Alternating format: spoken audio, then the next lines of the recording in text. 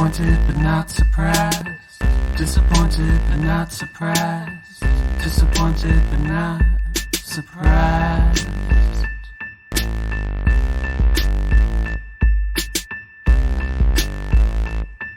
Hey guys, welcome back to another week of fuckery where you're disappointed but not surprised co-host. I'm Addie.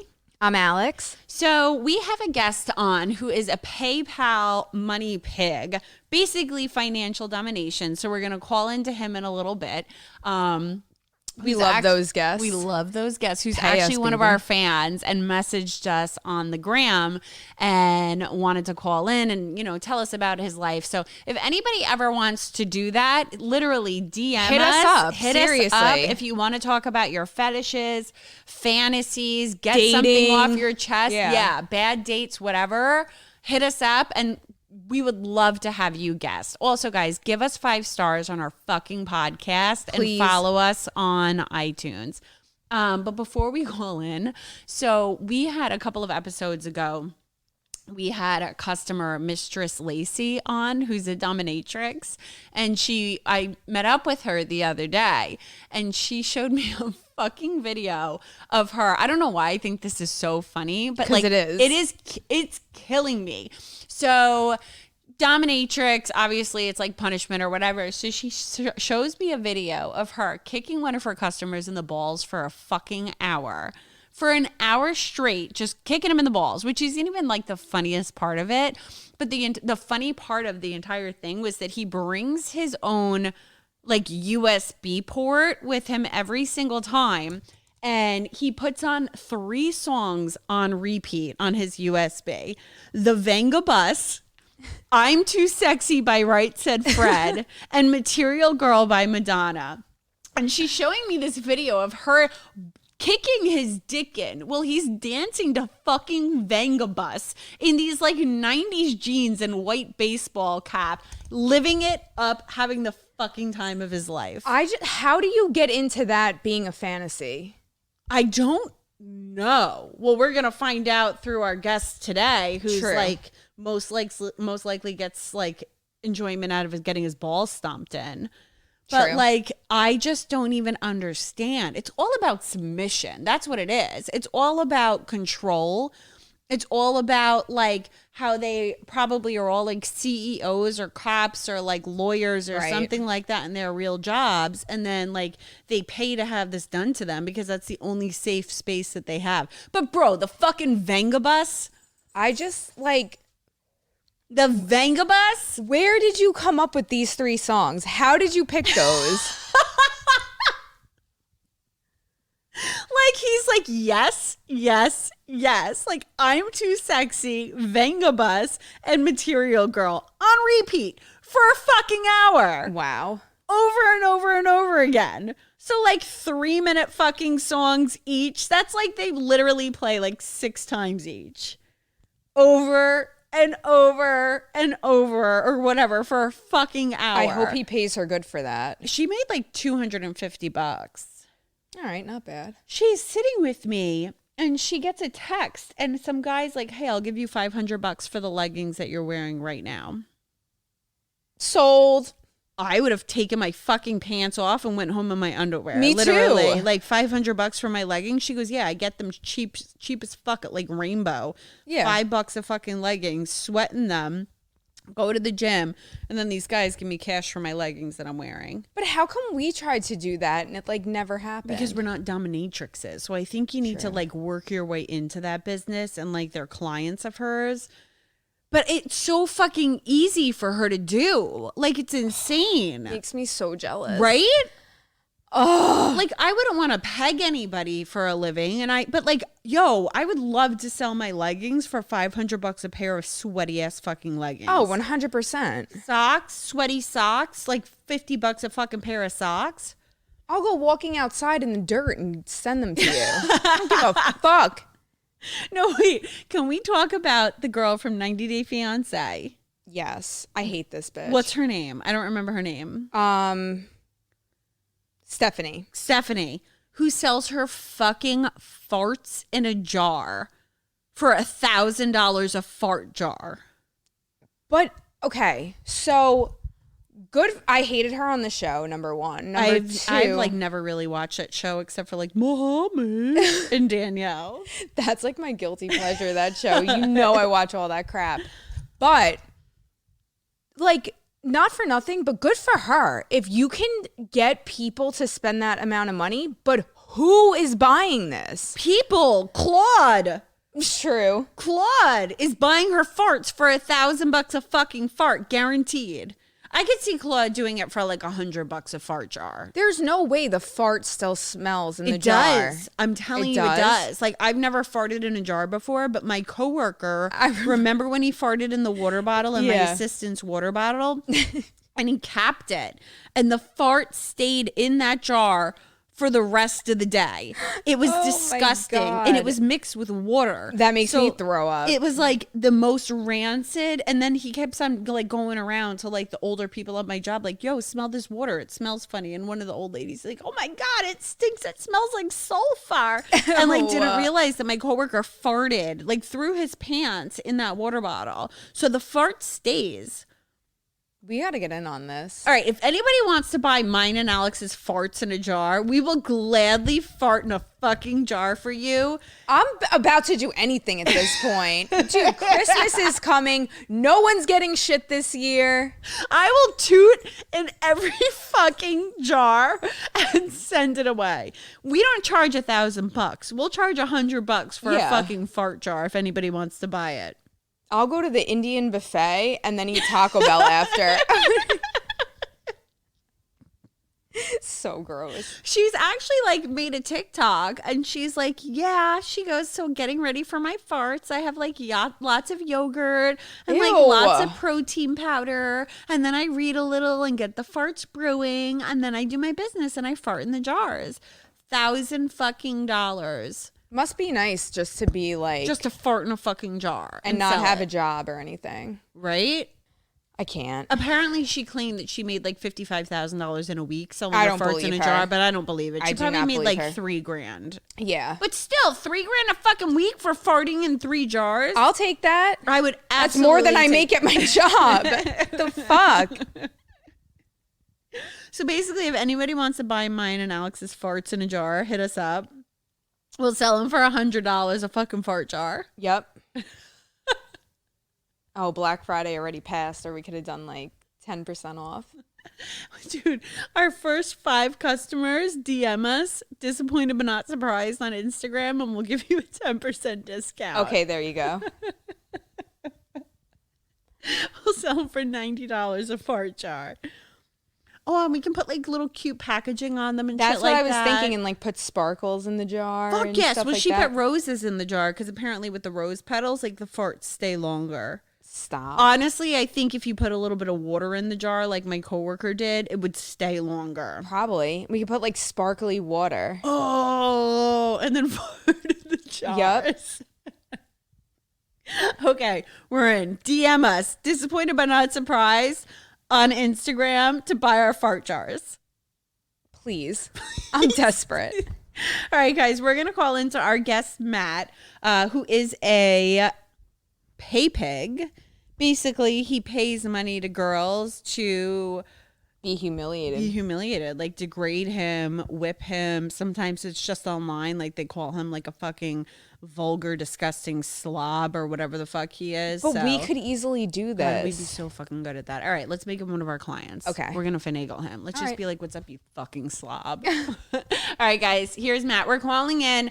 Again, if the audio is a little busted, we apologize. We're doing the best we can with not having a studio. But listen, if we got paid for this or we sold our farts, we could have a studio and fly all of our guests in. So Exactly. we won't have this audio malfunction. So really, it's on you guys to get us this better audio. There you go. All right. Hey, Matt, how are you? I'm doing well. What's up, Addie? What's up, Alex? Hey. Hey, so thanks so much for calling in and coming on. So you actually reached out to us in our DMs and you said that you are a Paypig. Care to elaborate on that? Sure, yeah. So I came across your first financial domination podcast, and I said that was pretty relevant. I actually came across it by accident, and I just said I'll reach out. Maybe we can work something out because I have some experience as well. I'm a younger Paypig, So for those who don't know, Paypig is someone who is willing to give money to a financial dominant for pretty much no reason at all. So that's the fetish in and of itself. It's like this dynamic where there's a submissive person and there's a dominant, and that submissive gives to the dominant pretty much at will. So all they can do is like hit you up and be like, I want $500, bitch, and you'll do it? Yeah, so it's going to depend on the circumstance. You're going to have, like, every Paypig has different preferences as far as like what they're looking for in a dom and like how they like to be doms. So some like more like a bratty persona, some like a more cruel persona. So it's all like, you know, whatever you're into personally. But yeah, that could be a standard interaction for sure. Mm-hmm. Do you like to be humiliated with it? Like, I know there's some people that it's like, give me money now, you fucking piece of shit. Or is it more like, I need money for things to buy. Give me this now, daddy. No, so I'm like the more anti-sugar part of it. So I don't like the more like daddy-esque kind of play within it. I know a lot of people do that, does resonate within the scene. But for me personally, I like the more humiliation, more like degradation kind of play. Like, I want it now. You're going to send it. You're a fucking loser. Like that kind of shit. Perfect. We're really good at that, by the way. Just going to set that in there. Yeah. Alex can be your new client. She is like ready to humiliate anybody. So do you meet these girls in person, or is it more like online? Like some people just do like FaceTime with them, or like what is it, like webcamming, or do you meet them? Do you do like a sugardaddy.com type thing, or like a seeking arrangements and meet people there? No, so my take on it is more, or my approach is more online. Okay. I personally prefer more like webcam sessions, more texting. It's not that I'm fully opposed to the in-person stuff. I remember like in your first financial domination episode, I believe that person, that Finn sub, he preferred to, like Findom was definitely a fetish of his, but it seemed like he was also into a culmination of other different fetishes. So he was willing to seek them out, pay them for those services as well. So with me, yes, I do have other fetishes that, of course, I like to work into the play, like most Paypigs do. But the sending aspect of it for me is actually like one of the primary sources of enjoyment. I know it sounds asinine, but yeah, it's like real. So how much money do you spend a month about? Well, a month, that's tough. So it's really going to vary. It's really going to vary. I could tell you. So I just turned 25. Last year total, I think I spent just around 30. Okay. Just around 30. Yeah, it was like 35K last year. This year will be not quite double, but almost there. So yeah, you could take that for what it's worth. How much do you make? Can I ask that, or do you mind sharing that? Sure. So I make roughly. So I have a business on the side that I started when I was younger, around 20. So that's like in the data analytics sphere. And then I also have a full-time gig that I do, which is more secure. Let's just say it's like financial oriented. So both of us together, around roughly 70K. So you're spending a big fucking chunk on this. Yeah, that's right. Like, is it 70K after taxes or before taxes? Like gross or net? That's net. Okay. All right. So at least it's not like you do 70 grand gross and then like you're spending like 30, 40 grand. So like you have literally no money left for you. But you're spending almost half of your fucking income on this. That's a lot of money. Yeah. So it's definitely my biggest expense in life. Definitely. Well, Richie, the guy that was doing the financial domination with us a couple of episodes ago, he said that he sets aside, like, that's part of his budgeting that he does. Like, he actually budgets, like how people budget for their mortgage, their car payment, their food expenses, their groceries, and then their like dry cleaning. Like, his is part of the financial domination. Like, he'll budget out $2,000 a month or $1,500 a month or whatever, and he sets that money aside, and that's his allotted amount that he can play with. Yeah, that's standard. That's good to have limits. I know a lot of Paypigs in the scene, like, they don't limit, and that's what kind of leads to more detrimental scenarios within this. But as long as if you are budgeting, like myself, I know that I do spend a lot, but I am a person that's, believe it or not, good with finances aside from spending all this money.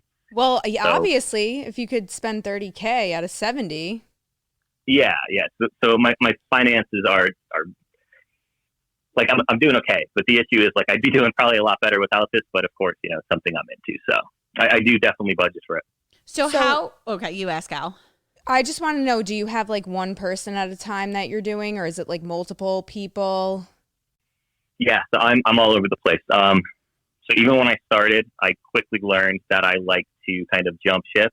So for me to stay with a dom for a long period of time, they really have to resonate with me specifically. And I'm the same way within like personal relationships within my life. So any girl that I've ever dated or had like any sexual connection with, it's always been they had to be very that kind of person. Like they had to have it. And the same thing applies for any doms I'm kind of seeking out. So I have one dom that I've been serving longest. She's just coming up on about 3 years. I think it's about 2 years, 7 months right now. So it's coming up on 3. And the other dom is about a year. And those are the 2 longest, and everybody else is shorter. That's a long time for a dom, 3 years. But like you trust them, you build trust with that person, and then I feel like your experience heightens from there too, because you know they know your style, you know their style. Yeah, you build that chemistry up just like you would with a relationship. Mm-hmm.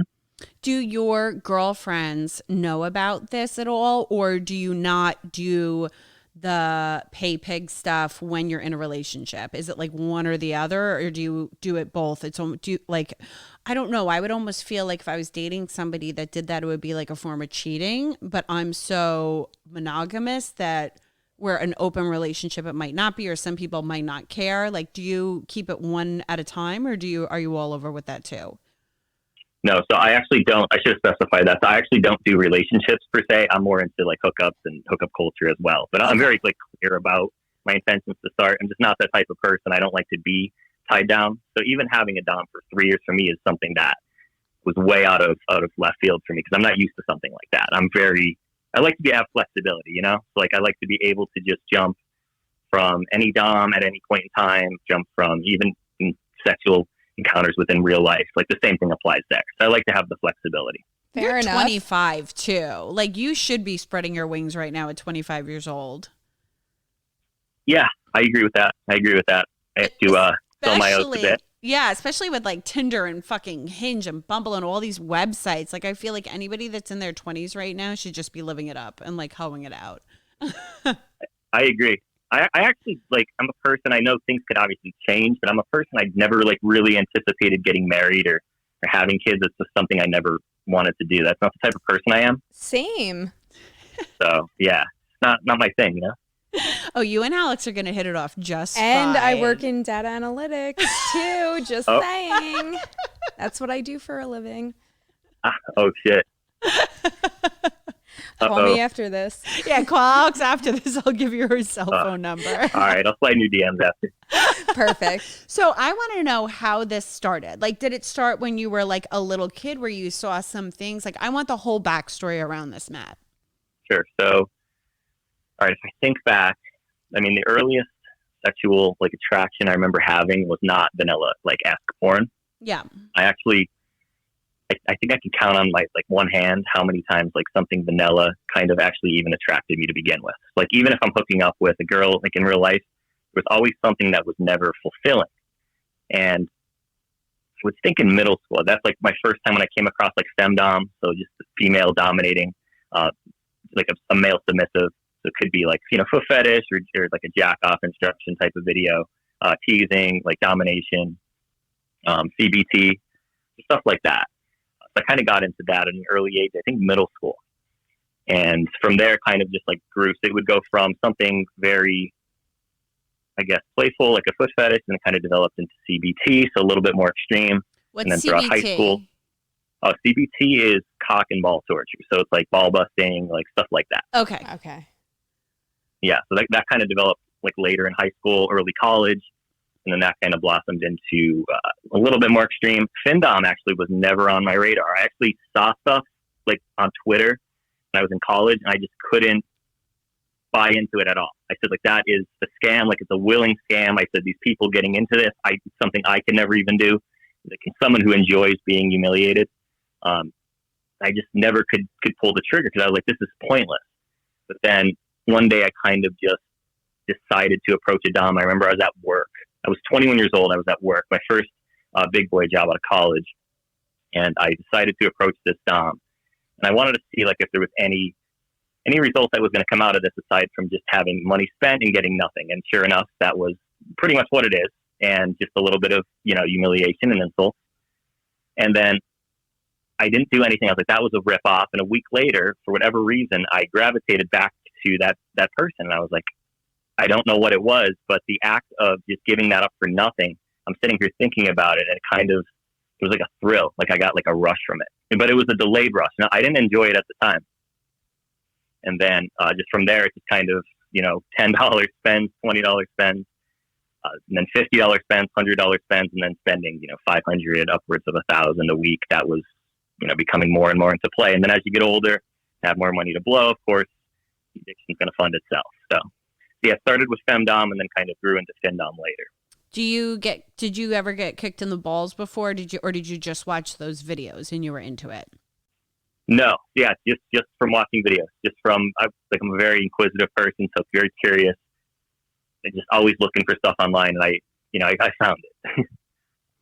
Is there websites that you go on for this? Like, is there specific websites? Like, I know like Sugar Daddies is like seeking arrangements and stuff like that. Or you just randomly like find people on like Reddit and Twitter?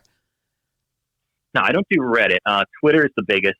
Twitter's definitely the biggest where I met the most doms. FetLife. So that's like a fetish website. Yeah. FetLife. I met some doms as well. Instagram, believe it or not. So you have like what I was saying before. So there's different preferences as far as like what type of dom you're into. So with like an Instagram dom, if you could have like a girl like 20, 21 years old, like a sorority girl, and you could probably approach her in her DMs and she's probably willing to defend on me for a price. And for that, like it could be more humiliating because that's a person who's not catering to kings per se, like a true dom. So that person, it's almost like more humiliating. You're getting less out of like the kink interaction, and you're just like, fuck you, pay me, loser kind of thing. So that's kind of a change of pace sometimes. But definitely Twitter is the biggest place. Twitter's a fucking free for all.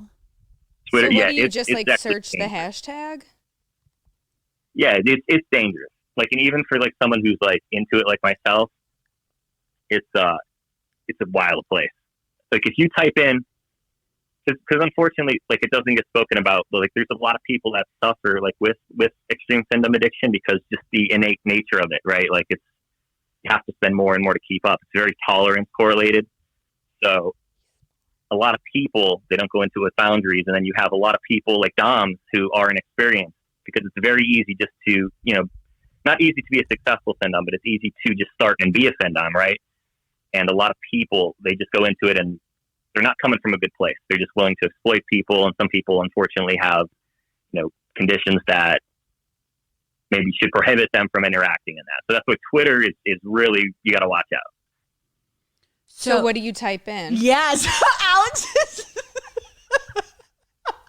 Twitter? Alex is now going to become a findom after this. There's so much you could type in. On Twitter, you could type in Paypig, you could type in findom, you could type in human ATM, so that's like a form of a findom. You could type in... So there's a crazy part of findom, and it involves the aspect of like relapsing. So like some pigs, like they kind of like the idea of like they can't quit, and they like their dom to encourage them that they can't quit. So it's really out there, and you could have like somebody's trying to quit and they're willingly going to a dom and they're like, I'm trying to stop my urges, my compulsions. And the dom will like kind of feed in, oh yeah, I'll help you, like pay 20, I'll like kind of be like your therapist, and they get them to relapse. But it's like a kind of like a willingly open thing. But it's to someone that doesn't know what it is, and you see that, you're like, you know what I mean? Like, what the fuck is that? That's fucking crazy. And then, so it's like all mind games. It's all mental manipulation with these women that are doing that. And of course you're going to relapse, like pay me $20 and I'll get you through this. And it's like a fucking sick cycle. Correct. Yep.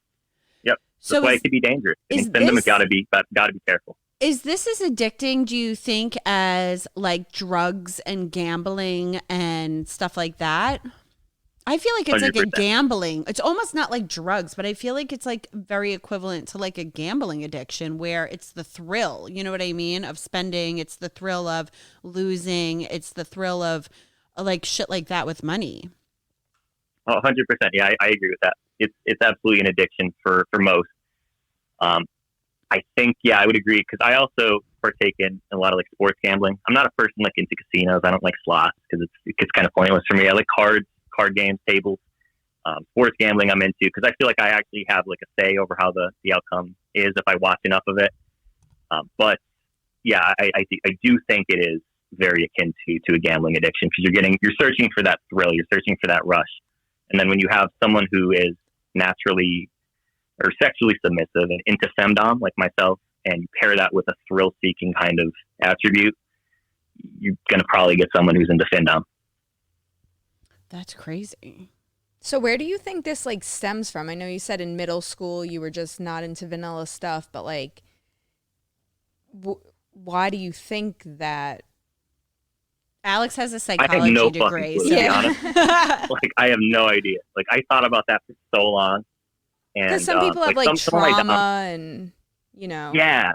Like, I know a lot of people say that, and it very well could be the case. I'm sure it can, but I don't know specifically. Like, I can't trace it back to any moment that it would have been. And I know, like they say, there's this conception that like a lot of paypigs are, if they can't get girls or they faced a lot of rejection or something like along those lines, and certainly can be the case. I'm sure a lot of people suffer from low self-esteem in this because, you know, a lot of people, they're probably paying for attention or for companionship, something like that. My need was never for that because I always was able to get girls, but I just was never sexually satisfied.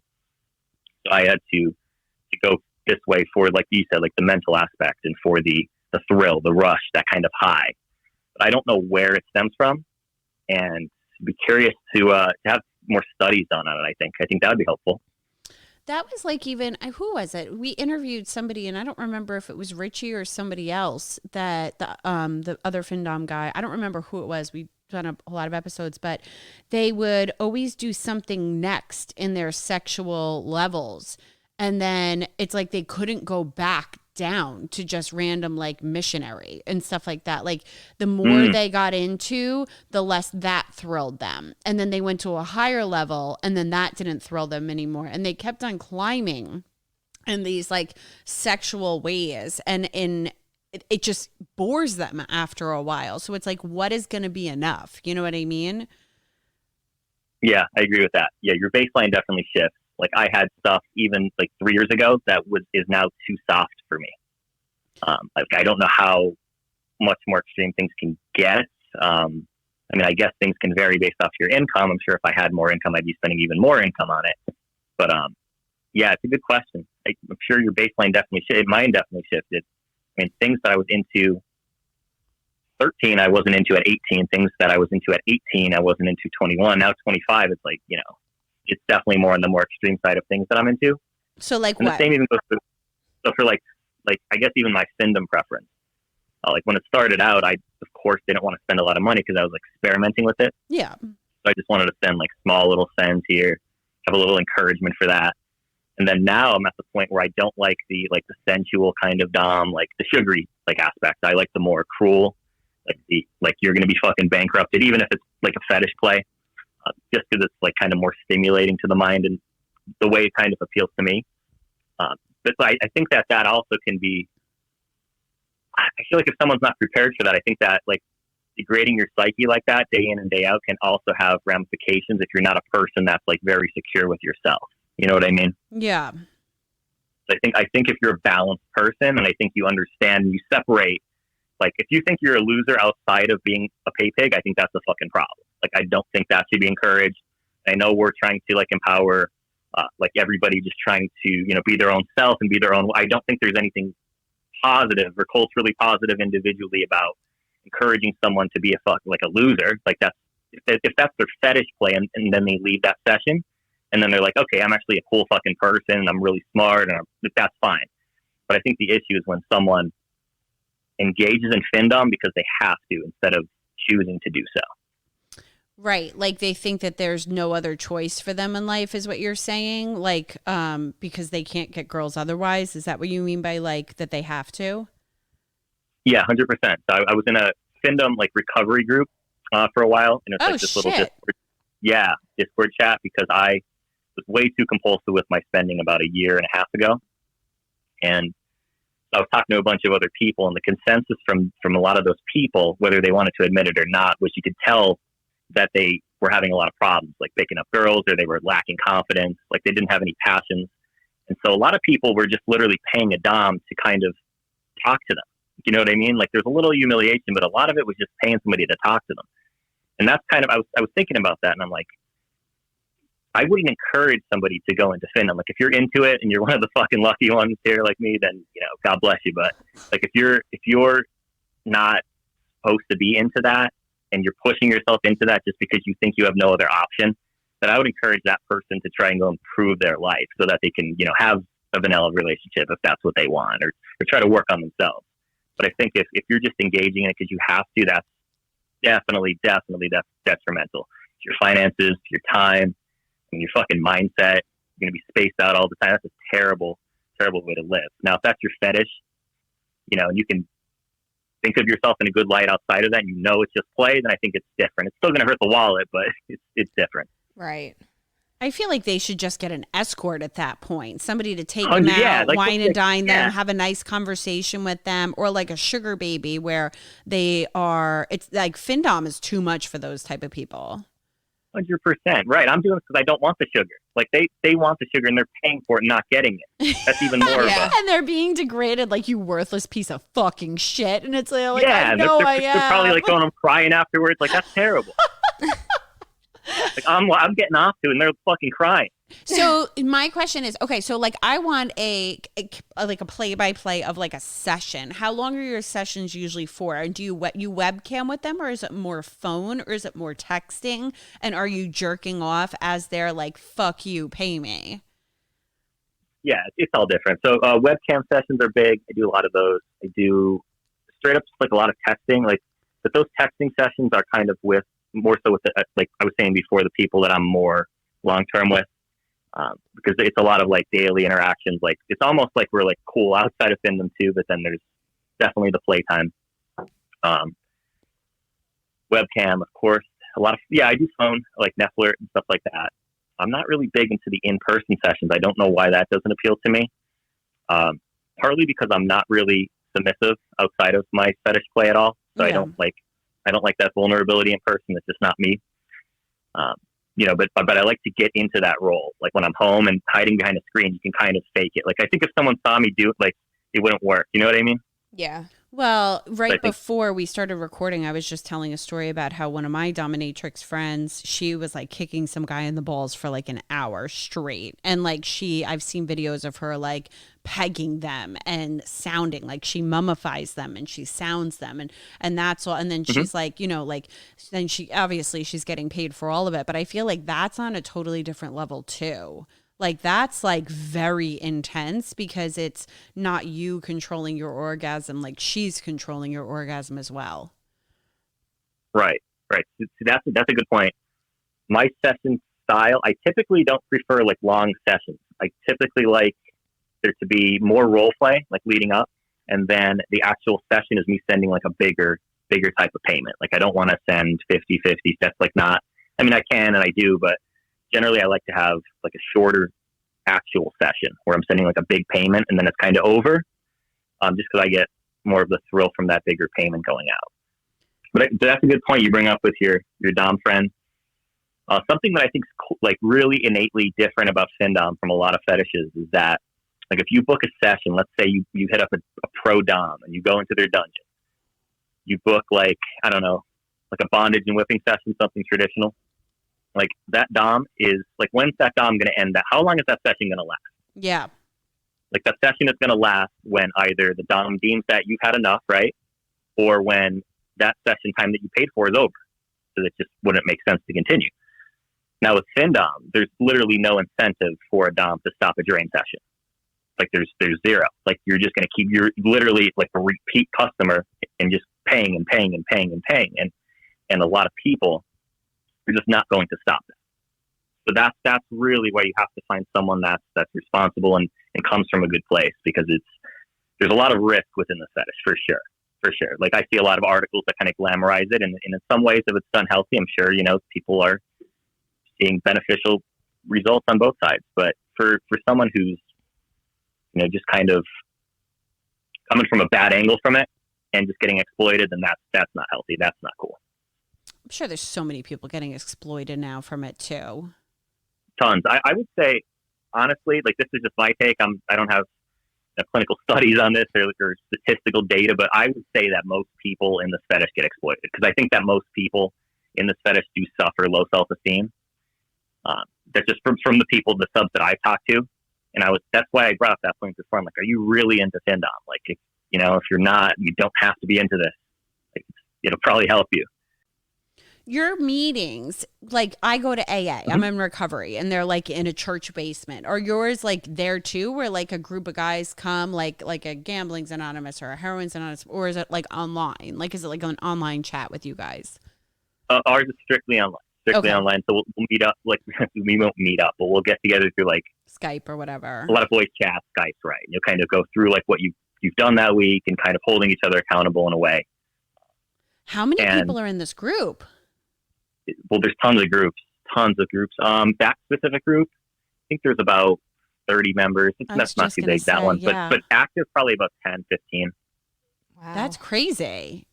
Now, a lot of people. Mm-hmm. Does anyone in your life, like your normal life, know that you do this? No, not one person. Wow. Like not your closest friend. Correct. Holy shit. Wow. And so obviously you will never tell like a hookup or something like that you do this. No, I probably wouldn't. Do you pay them by like, do they have access to your bank accounts or do you do like Cash App, Venmo, like shit like that? Everything. So I mean, like I did do one experiment kind of, it was a year, maybe like 2 years at this point. So she was a Twitter dom. I was serving her for a while. Kind of built up trust with her, and there was like this human ATM kind of component of FinDom where you can hand over like access to credit cards and payment apps, like logins to any of your Cash App, Venmo, PayPal, Zelle, any of those. Some even go more extreme with like actual banking logins and stuff. So I didn't do that part. I just did the credit card access, and she had login access to some of my payment apps. And so she would put like recurring bills of hers on auto pay on those cards, go on like shopping sprees. So there's like a set amount every month that was for the bills, and then there was like an extra that she would kind of push the boundaries on. So that's kind of the ATM place. So you're kind of just being used as a real fucking machine, opposed to like having human emotion. She bought like a Bentley on your credit card or something like that. Yeah. I'm way in fucking debt here. I was gonna say your credit score is like 300. Yeah. Like making $70K and she's putting fucking. Yeah, no, that's not happening. But what did she buy? What was like the big ticket item that she bought? Big ticket, like Lululemon was a big thing that she shopped on, so she would do a lot of that. Like her electric bill, car payment. Bought like a designer bag one time. I think that was the biggest, like one-time purchase. It was like over 15 or 1400, something like that. Yeah, those bags are not fucking cheap. I'm surprised it wasn't like a Chanel. Yo, if I got some guy's credit card, it'd be like 10 grand Chanel. Thank you. Bye. I mean, depending on the person, they're out there. So you have gone to meetings, obviously. Do you see this stopping at any time, or you have no interest in stopping this at any time? Or maybe if it gets too out of control, then you'll try and like reel it in a little bit. Like I'm curious about like your long-term outlook on this.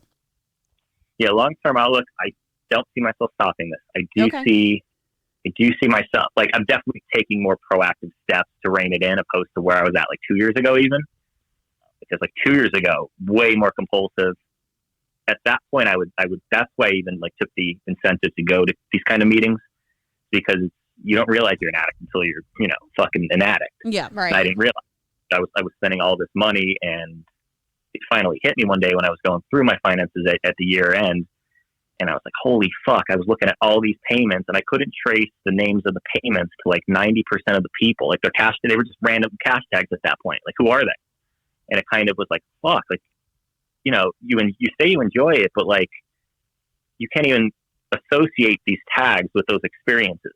Like these memories that are supposed to be memories, like you're not even remembering a lot of it. So that made me kind of be more selective over who I'm sending to, over who I'm engaging with, so that it's overall more appealing to me. I kind of know where my finances are at, and I can kind of, hit it head on that way. It's a good idea. That's like budgeting. That's like what that guy Richie does. Like he budgets X amount every single month to set aside so he doesn't get himself in financial debt, because I feel like once you're in financial debt, then it's like, fuck, then this isn't even fun anymore. Right. Like there's no fun in not having any money. And like, that's like when you're truly down, then that really lowers your self-esteem and everything too.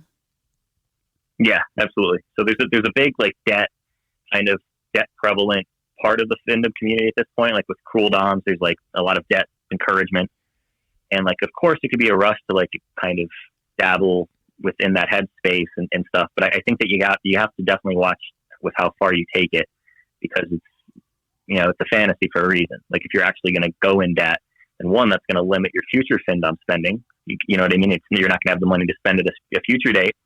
So is that going to be worth it for yourself? And then second of all, I just don't think it's sensible. Because yeah, it's fun to have fetishes and engage in them, but it's not fun to be fucking, like you said, in significant debt, and who knows where that leads. Don't want that.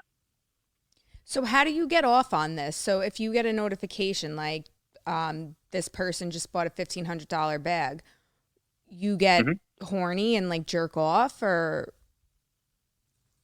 Yeah. So, well, like if it's just out of the blue, like I just get a DM from somebody or a text that just says they just bought a $1,500 bag. Yeah. That would definitely be a spark there. So it would depend. It depends like on my mood as far as like what type of play I'm kind of into that week. Sometimes it's like more bill play. Sometimes it's more shopping spree play. But yeah, that like what you said, that's definitely something that would arouse me. Mm-hmm. So this varies week to week what you're into.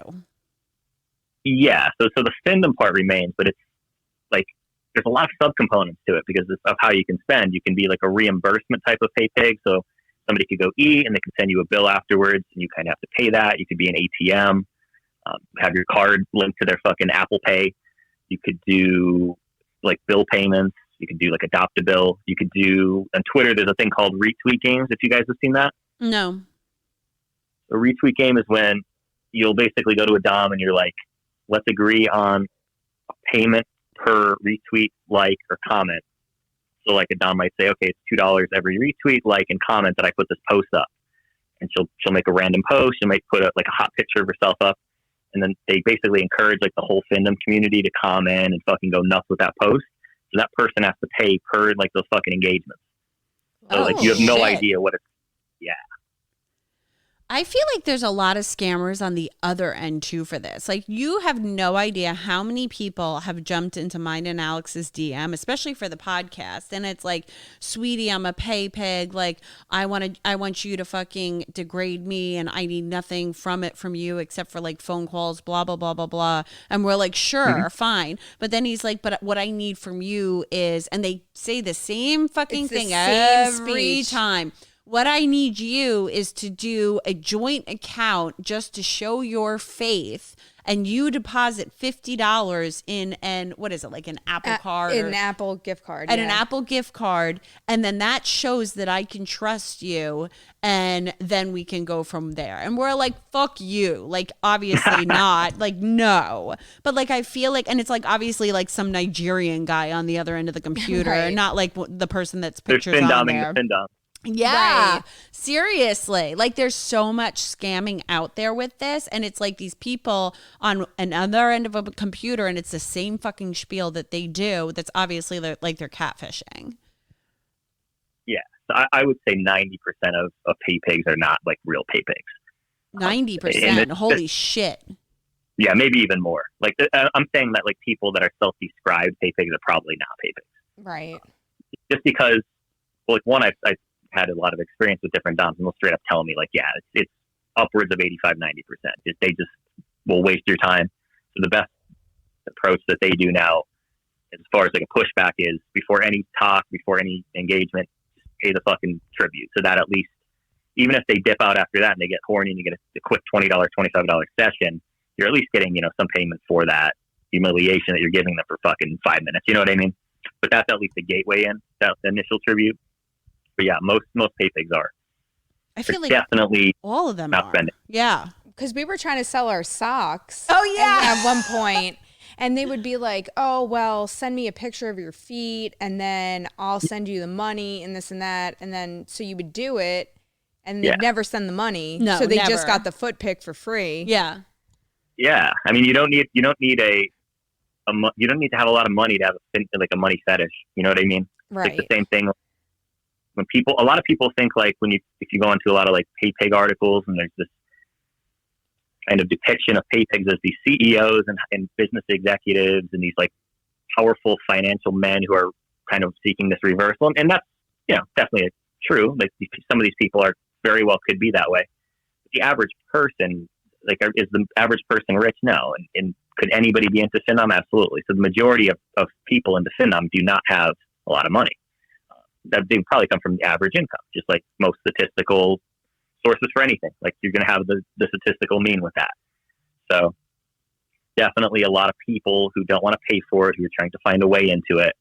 The true Paypigs, you'll know instantaneously, definitely who they are. So give Alex some tips on how to be a Findom since you get their input on all of this. Damn, Alex, you got to hit the DMs after.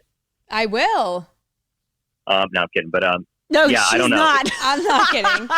Oh, okay. We can work You something serious out. about the tips though? Is that your question? Like, how does one get into like Findom, like in the female version of this? You know what I mean? Like, what is the best way to like make a profile? Like so what are the profiles that attract you is what I should ask. Yeah. So again, that's like very preferential. So there's a high niche market for like a bratty kind of dom. Like very like princessy, like almost like when I think of a brat dom, it should almost be like a princess moniker and then the name, and then like there's a more cruel market. So there's a lot of like, I'm not going to name names of them, but like if you kind of find like a more renowned Findom on Twitter, you can often spot like some cruel messaging, like about how they're going to encourage your debt and how they're going to encourage bankruptcy. And there's actually a market for that too. Then there is a big, I don't want to say big, but I would say a sizable market, which is like, of course, the doms who are trying to just like kind of be sugar babies, but play it off as Findoms. So they're kind of like, hey babe, like send me $50 and I'll reward you. And they'll send like a smiley face with a kiss. And, to a lot of people, that's probably going to turn them off immediately because they don't want that niceness to them, like that, treating them like a person. That's the whole point of why they're not doing that. Right. So it's definitely, preferential. For me personally, I like bratty, and I like the more cruel kind of messaging as well. Definitely more like boundary pushing than opposed to like sensual and being nice. And I don't want to be comforted. Do you like being blackmailed? No, that's one thing I don't like. There's a lot of people in this world, like the guys that love being blackmailed and that hangs over their head. And it's almost like a thrill of it. Like I will ruin you and tell your wife and I will tell your family. And obviously they're never going to do it, the dominatrix, but like two of them that we had on, they said that they did that and they would be like, I'm going to ruin your entire life if you don't pay me this amount of money by this certain time. And they give like a cutoff date for it. And like when that date happens, like if they don't, like they're going to threaten to like go to their wife, their kids, their job, all that shit. And literally it could ruin their entire fucking well-being. But like the dominatrix is never going to do that because that's not part of their lifestyle. But it's the thrill of that over their head, like the thrill of everything being gone in a split second. Oh yeah, no, I certainly get the appeal of it. Absolutely, yeah, that's prevalent. And that's tied into like a lot of debt contracts. So there's like a realm of Findom where you'll sign up like with a debt contract and you'll basically agree towards like a large lump sum that you're going to pay towards, and then you'll have your monthly payments, your interest rate, and you'll have to sign on that contract. And of course, that's not legally enforceable, but for the fetish play, it is. And then blackmail is often tied into that. So if you don't pay $425 plus interest on December 9th, then I'm going to do X and X. I'm going to send these pics to your boss or something like wild like that. So that's definitely common. Yeah, they took pictures of them. That's what it was. One of the the first dominatrix that we had on took pictures of this guy in like women's lingerie or whatever it was with like dildo up their ass and was like, if you don't fucking pay me this by a certain date, I'm sending these pictures to your boss. Yeah. Like, holy fuck, don't do that. Yeah. Please don't do that. So, like, what else? Do you have any other questions for him, Al? I don't know. I think he covered it really well. Yeah, Matt, you were fucking excellent on this. Like, you covered a ton of stuff, and I am so intrigued by all of this. Yeah. And you're still so young too. Like, you're only 25. So, like, I'm secretly, like, curious to see, like, where this is going to lead you to. Like, you know, because obviously you say that, like, the shit that, like, you started with when you were 18 years old, you're not into now. And, like, the shit that you were into when you were 13 years old, obviously you weren't into when you were 18 too. Like, I'm curious, like, stay in touch. I definitely want to see where this goes for you. Yeah, for sure. I mean, I have no idea, but we'll find out when we're there, right? Right? Yeah. What we're doing here, so. Well, thank you so much for your time on here, Matt. We really loved having you. We really appreciated you calling in. Yeah, thank you so much. And thank you so much for being an avid listener. And if you have any other things that you want to share, DM us and we can share it with everybody in our next episode.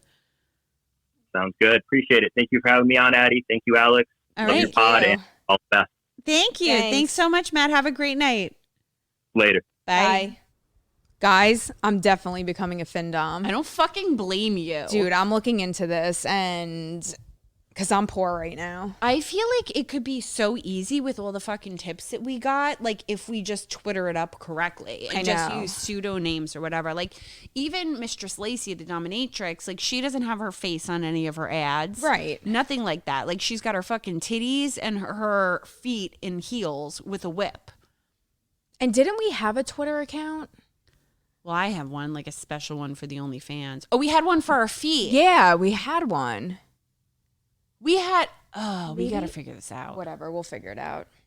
Alex is going to get so fucking rich from this. I fucking hope. Yo, if anybody wants to have Alex be their findom, DM us. Hit me up, and I'm brutal, so I will humiliate the shit out of you. She's pretty fucked up, guys. All right. Well, that interview, I'm like so fascinated by all of that. That was great. And he was so like you said, well-spoken, normal. Like we hung up with him and Alex is like, oh my God, he was like so fucking well-spoken and like so sweet. I was getting turned on. Were you? Yeah. All right. So before we close out, Confession Corner. Okay, first one. I low-key hate vegans. I have increased my meat consumption to compensate for them not eating meat. For every animal you don't eat, I will eat 3. Breakfast, lunch, and dinner. Is that like a personal attack on me because I don't eat meat?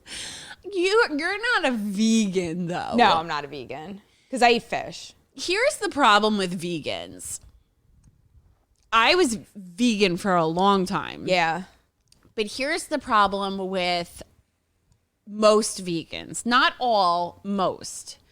When they push their beliefs on you Right. so fucking hard down your throat Right. and shun you for eating meat. When I was a vegan or a vegetarian and like you are, like if somebody ate a steak in front of your face, you're like, all right, that's what you want to eat. Right, of course. Not a fucking big deal. Where like there's people we know where they won't even go to a barbecue while like there's meat being served there. Right. And then they're gonna like look at everybody like, I can't believe you're eating that. Like that's the issue with fucking vegans. Yeah, agree. Nothing to do with like their choice. Like we don't care. It's like the pushing of the fucking beliefs on everybody. Right. And like telling them that unless it's their way, it's the wrong way. So go eat your fucking meat. All right, next confession. Wife wants me to spit roast her so bad. My wife has been wanting me to spit roast since she was in high school. Almost want to give her that fantasy, but I don't know. Okay, for anybody that doesn't know what spit roasting is, it's when the girl gets fucked from the mouth and from the back. At the same time. At the same time. Like they say it like how you like spit roast a chicken, like you put the skewer all the way through it. So it's like Right. almost like they have like the skewer through it, like the mouth and the fucking ass. Which is Eiffel Tower. It's like yeah, it's like fucking an Eiffel Tower basically. pretty much. Yeah. So, and then like you can high five on top with the Eiffel Tower. That's a fucking threesome, though. I don't know. Yeah. It depends on like,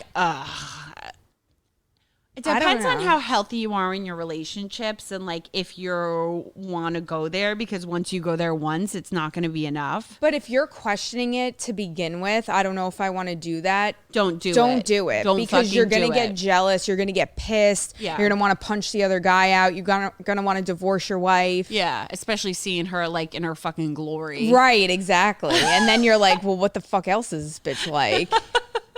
And then before you know it, she's at a dominatrix dungeon. And Exactly. Kicking guys in the dicks, playing Vangabus. I still can't get over that. That song's going to be stuck in my head all night. Vangabus. Okay, next one. I jerked off using my aunt's underwear last year in our family swimming pool. Okay. We were in a resort and it was just relatives, no strangers. So I just finished swimming and I got tired and wanted to rest. So I went to the shower, but it was occupied. My aunt was taking a bath, so I waited. After that, I entered the bathroom, and while shampooing my hair, I noticed she left her underwear in the bathroom, so I got horny. My aunt is single and hot, so like I got horny as fuck. Then, yeah, I wore her panties on my head and I used her bra to jerk my dick off. I was imagining that I was receiving a titty fuck.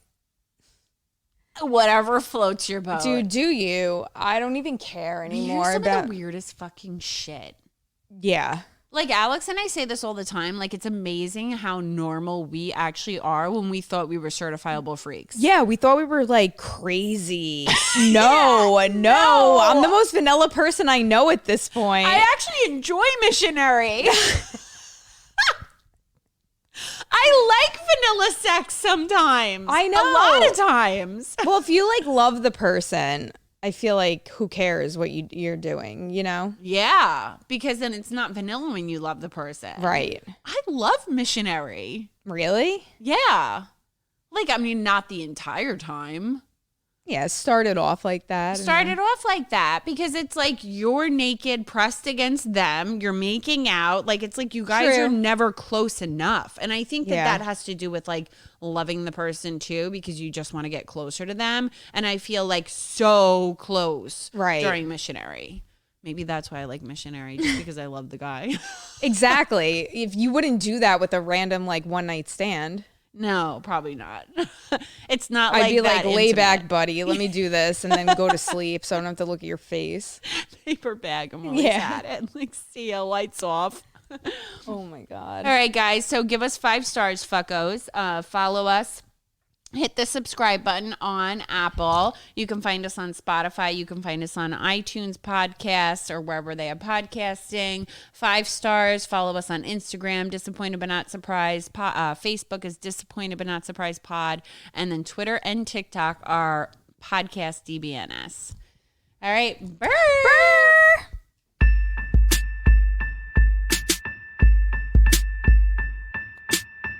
Disappointed but not surprised. Disappointed but not surprised. Disappointed but not surprised.